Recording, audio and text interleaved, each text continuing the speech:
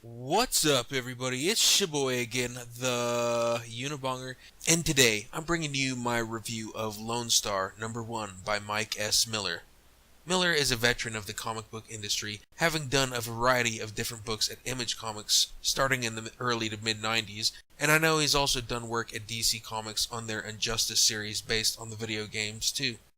Mike was one of the few industry pros to join comicsgate and create his own crowdfunded comic book, Lone Star, which is kind of an amalgamation of Captain America and Spider-Man, with a man-out-of-time military background and some sort of super sense that warns him when nearby people are afraid.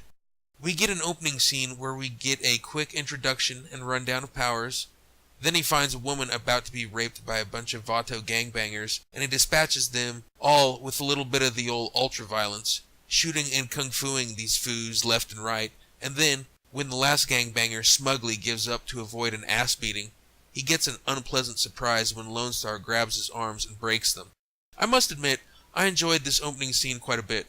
It reminded me of RoboCop. After that, the comic shifts gears a little bit and we get a more ensemble feel as Lone Star returns to HQ and his teammates, who are all vets from different wars and have some sort of unique power of their own. Lone Star tries to sleep, but has an ominous dream flashback sequence instead. Unanswered questions always work well for a first issue of a comic. And Lone Star goes and hangs out at the diner his girlfriend works at. The whole scene is kind of quaint and old-timey, and again plays up the man-out-of-time angle with his old-fashioned traditions. Lone Star again returns to HQ, and after straight-up decking a teammate, the stereotype Mexican named Hothead, for ragging on him about his girlfriend, they get briefed by some superior on a giant video screen and go on a mission to exterminate a nest of vampires. After a gory battle, one of the vampires escapes and eventually ends up becoming the leader of, basically, an Antifa group. The first issue was kind of haphazard, kind of a mishmash of a handful of different things. Sprinkle in a little Captain America, throw in a dash of Spider-Man, add a little bit of Predator and the motherfucking Lost Boys, but you know what? I liked it and I think it worked, and I give it a 9 out of 10. I thought it was a pretty damn satisfying first issue. It sets up the characters, the story and premise, and ends on a cliffhanger that leads into the next issue. The artwork is top-notch. I remember Miller's art being more angular with harder shadows, and while how he drew previously was not bad at all, you can tell that 20-plus years in the industry has just helped him to refine his style and become a better artist. Very smooth and clear and open for color, which is bright and really does the job of bringing out the line work. The pages are glossy but feel very thick. I haven't had the colors on the page run and smudge like my sweaty paws have done to more recent Marvel comics in particular. While a big complaint from comicsgate has been the inclusion of politics in comic books, that they are not purely escapism entertainment, there were, in my view at least, a few political plot points in this book, like a vampire becoming the leader of an Antifa-esque group, and the fact that vampires are the main enemies in this book. As some of you may or may not be aware, and it'd be interesting to know if Miller was aware, or is aware now, but vampires were basically created in literature to be an analogy for the Jews. You know, they're pale, white bloodsuckers with big noses. One of their weaknesses is Jesus Christ and the cross. Get it? Get it? Is Miller woke to the JQ? And a big part of why I didn't mind the inclusion of these potentially political plot points is because they're actually written pretty subtly, and really, it's up to the reader to decide for themselves if it's political or not. For instance, there is a recurring homeless character in the comic who takes a handout from Lone Star early in the book, then later he attacks Lone Star's girlfriend when she's walking on her own late at night. Is this a political statement? Is this a right-wing stereotype? That homeless people are ready to shank us all if we don't willingly throw them $1?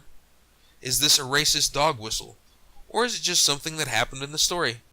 I'm sure his detractors would say he meant to do all of this, and I think maybe his fans would say he meant to do this too. It makes me want to read the next issue because this seems pretty based and red-pilled to me. But, while I want to read the next issue, if I have to pay $25 for it, I'm gonna wait for the trade. I hope that Miller, with his decades of industry experience, can get a foot in the door with a traditional publisher and continue the series with distribution in comic book shops. I know Miller did a lot of work for Eric Larson, one of the founders of Image Comics, back in the day, And if that avenue of publishing has dried up for him, I understand.